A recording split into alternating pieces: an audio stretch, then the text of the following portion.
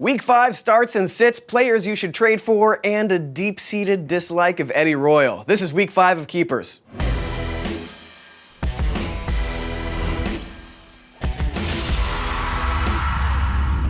Welcome to Keepers, I'm Matt Ufford, and you're watching the very best fantasy football advice show according to a national poll of my parents. Let's get right into it with starts and sits.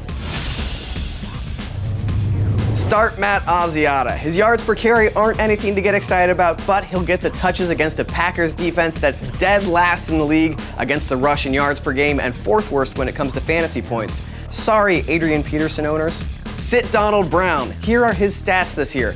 50 carries for 100 yards and 0 touchdowns. Now, in case you're not great with math, that's an average of 2 yards per carry and no touchdowns ever. Oh, and he gets a Jets defense that gives up the fewest fantasy points to running backs in the entire league. Sitting a player does not get any easier than this. Start Eli Manning. This would have been unthinkable a few weeks ago, but he deserves credit for his play of late. A couple other factors to take into account: 10 days to prepare, the potential debut of Odell Beckham Jr., and a Falcons defense that's giving up 8.6 yards per attempt. In case that doesn't sound bad to you, that's worse than Jacksonville. Sit Monty Ball if you have depth at running back. Ball's sluggish start plus Arizona's defensive front makes him an iffy play as the Cards are giving up less than 3 yards per carry. I still have faith in Ball as a fantasy option this year.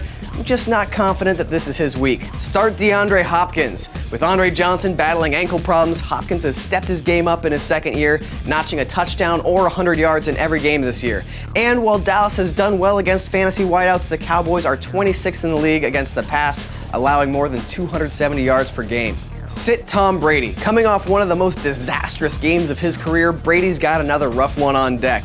Not only is he coming off a short week, but the Bengals are coming off a bye. And oh yeah, since he's got the league's stingiest pass defense, allowing just 5.4 yards per attempt with a 2-6 TD to INT ratio. Sorry, Tom. Start Owen Daniels. The Colts have struggled against tight ends. Delaney Walker, Zach Ertz, and Julius Thomas have combined to catch 16 balls for 274 yards and 4 touchdowns. Only 3 teams have been worse against the position, and the Colts won't be any better after losing LaRon Landry to suspension. Last week, I was right about sitting Cam Newton and starting Lamar Miller, and I was extra right about starting Terrence Williams and Steve Smith, who both had 2 touchdown days.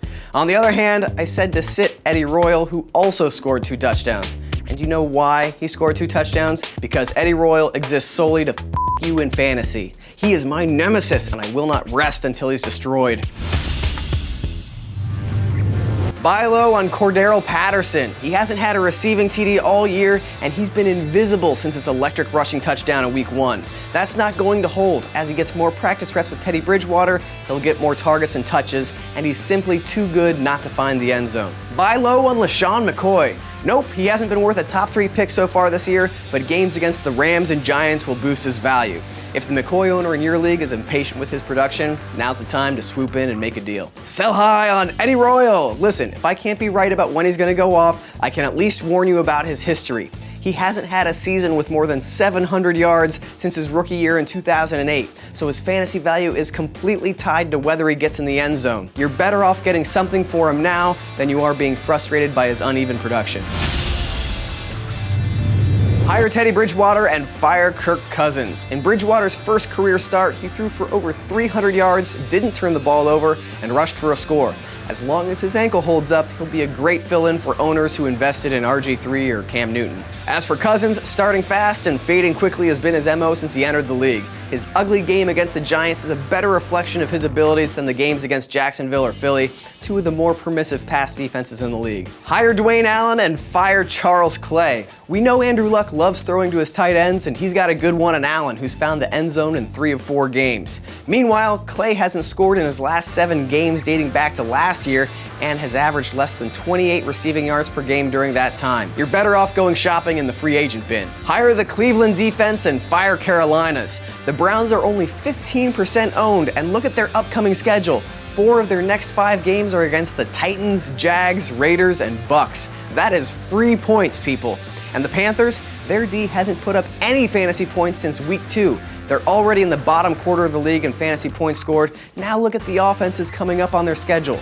Bears, Bengals, Packers, Seahawks, Saints, Eagles, Falcons. That is 7 straight weeks of teams that can score in bunches. Let go of last year. That Carolina D is gone. That is all for week 5 of Keepers, and once again, I hope you've had as much fun as I've had standing in front of this magic chalkboard. Set your lineups. I'll see you next week.